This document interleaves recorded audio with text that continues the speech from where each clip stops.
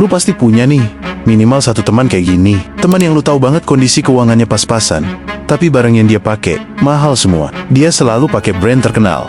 Outfitnya pun full branded. HP juga iPhone yang keluaran terbaru. Tapi, tiap akhir bulan, dia malah sibuk minjem duit, cuma buat makan. Atau ada juga yang utangnya tuh numpuk, tapi di Instagram tampilnya malah kayak sultan. Suka nongkrong di cafe fancy, belanja ini itu, upload story tiap hari. Padahal baru kemarin habis ngeluh nggak punya uang. Ada orang yang sebenarnya nggak mampu, tapi maksa banget buat terlihat kaya. Bahkan ada yang lebih sering flexing tuh dibanding orang kaya beneran. Sampai rela ngutang ke pinjol, sampai kejerat judi online, dan itu semua mereka lakuin tentunya hanya demi gengsi. Sebenarnya, apa sih yang ada di kepala mereka? Dan gue yakin, lu pasti pernah kenal seseorang yang kayak gini. Atau jangan-jangan, lu sendiri yang ngerasa relate. Kalau iya, berarti video ini buat lu. Karena hari ini kita bahas fenomena kenapa sih ada orang miskin yang makin miskin gara-gara pengen banget terlihat kaya. So, jangan skip karena yang bakal gue bahas ini deket banget sama realita di sekitar lu.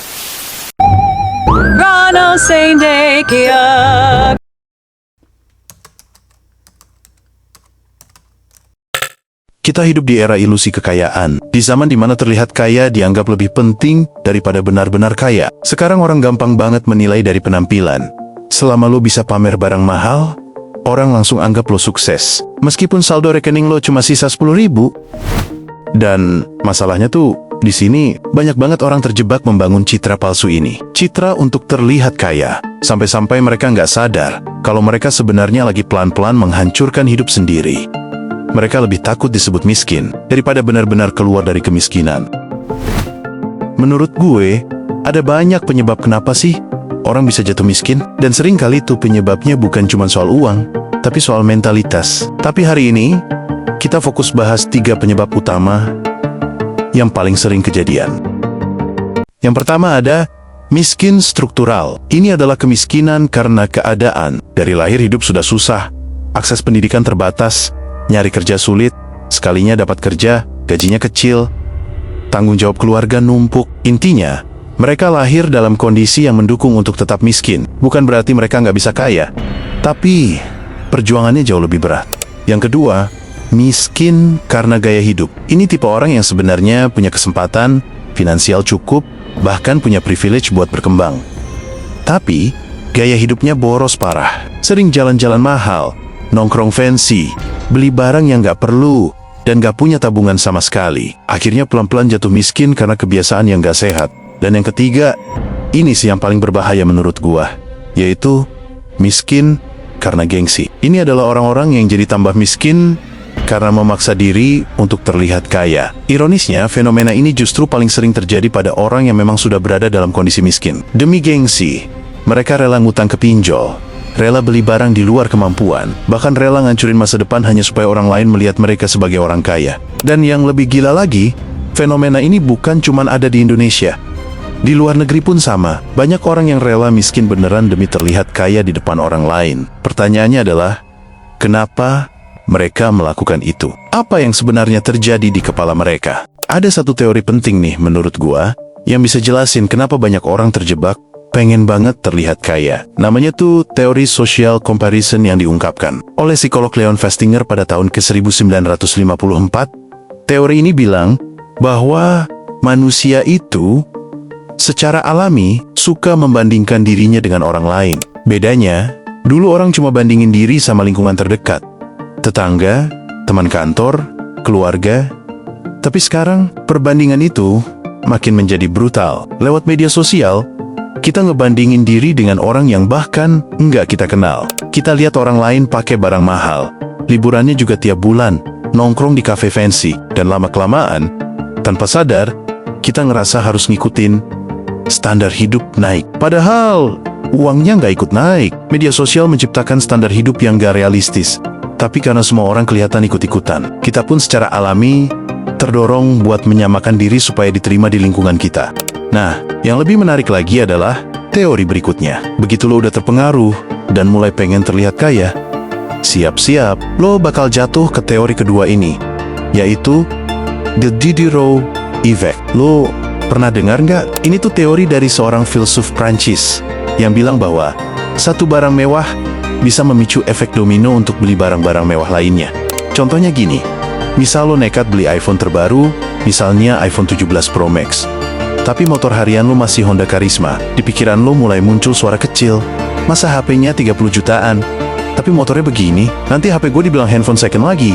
Akhirnya, lo kepikiran beli motor baru. Minimal Vario lah, biar kelihatan pantas. Setelah itu, lo mulai mikir outfit juga harus naik kelas, biar match sama HP dan motor baru lo.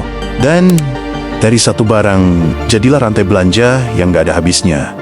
Dan dari sinilah lingkarannya mulai terbentuk. Lo terus-terusan beli barang baru hanya untuk menyamakan status lo dengan satu barang mewah yang lo beli di awal. Inilah yang bikin banyak orang akhirnya terjebak di gaya hidup boros, padahal jelas-jelas mereka nggak sanggup. Yang lebih parah, banyak banget yang nggak mikir panjang, dan akhirnya mereka nekat pakai pay later atau bahkan pinjol. Dan itu semua cuma demi gengsi. Nah, kenapa sih mereka bisa seberani itu? Jawabannya ada di present bias. Singkatnya, manusia itu secara alami lebih suka kenikmatan instan dibanding mikirin konsekuensi jangka panjang. Mereka lebih milih hidup mewah sekarang, meskipun harus sengsara nanti. Ditambah lagi nih, di masyarakat kita tuh miskin sering dianggap sebagai tanda kegagalan. Jadi demi menghindari cap itu, sebagian orang rela kerja keras hanya untuk beli barang yang melambangkan kekayaan. Walaupun kenyataannya mereka belum kaya. Dan mirisnya, ini bukan teori doang. Banyak banget warga Indonesia yang beneran terjerat pinjol cuma karena gengsi pengen terlihat kaya. Dari 4 penyebab yang tadi gue jelasin, menurut lo, mana yang paling sering terjadi di sekitar kita? Lo bisa tulis di kolom komentar. Terus, apa akibat dari semua ini? Jawabannya udah jelas, pasti hutang numpuk. Mental makin stres, hidup semakin berat. Bukan sibuk jadi kaya, tapi sibuk memainkan peran sebagai orang kaya. Dan kalau lo masih mikir, ngapain sih bang ngatur-ngatur hidup gue, duit-duit gue? Ya udah, terserah lo, silakan habiskan hidup mengejar ekspektasi orang lain. Tapi, kalau lo mau keluar dari lingkaran setan ini, sebenarnya caranya simple. Pertama, sadari bahwa validasi sosial itu nggak sepenting yang lo kira. Orang lain nggak peduli apakah lo pakai iPhone atau Vivo, mereka sibuk mikirin hidup mereka sendiri. Lo bisa pamer barang mahal, tapi beberapa menit kemudian, mereka lupa, dan mereka lanjutin hidup mereka sendiri. Jadi bener-bener nggak worth it ngutang sana-sini, apalagi pinjol, hanya untuk memenuhi ekspektasi orang yang bahkan nggak peduli sama lo.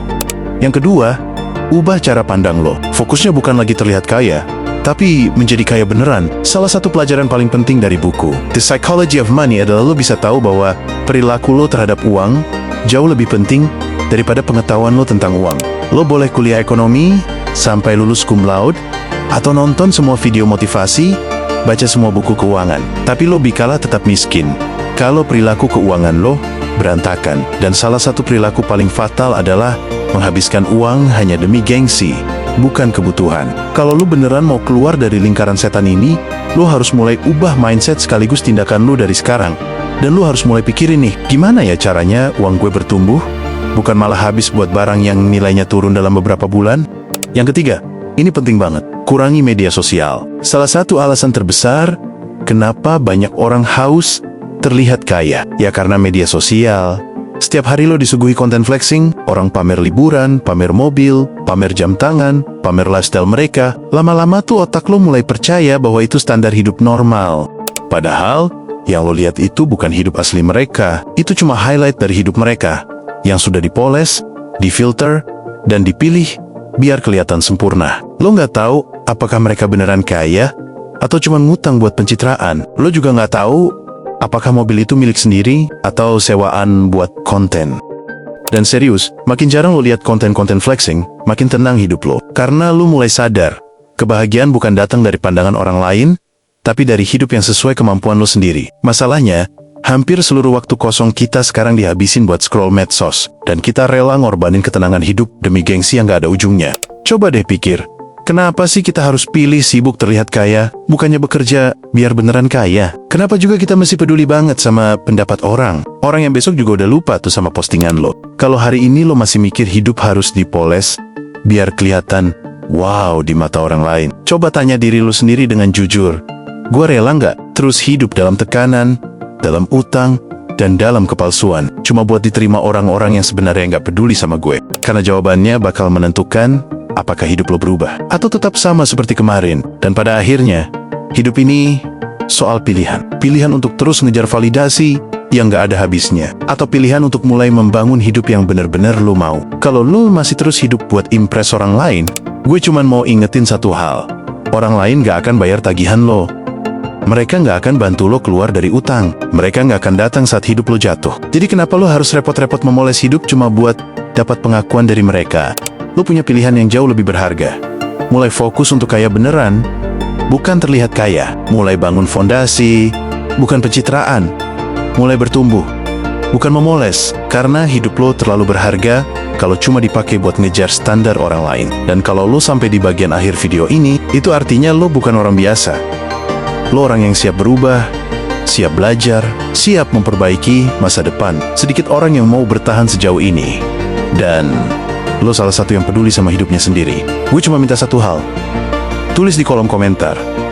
Hal apa yang paling sering bikin lo terjebak untuk terlihat kaya? Jujur aja, karena dengan lo nulis, itu bukan cuma komentar. Itu adalah langkah pertama buat keluar dari jebakan ini. Kalau video ini membuka pikiran lo, bantu share ke teman atau saudara yang butuh denger ini. Dan kalau lo mau gue bahas lebih dalam tentang mentalitas uang, mindset kaya, atau pola pikir yang bikin miskin, klik tombol like dan subscribe biar lo nggak ketinggalan pembahasan selanjutnya. Gue tunggu lo di video berikutnya. Ingat, hidup bukan soal terlihat sempurna, tapi soal menjadi lebih baik dari hari kemarin.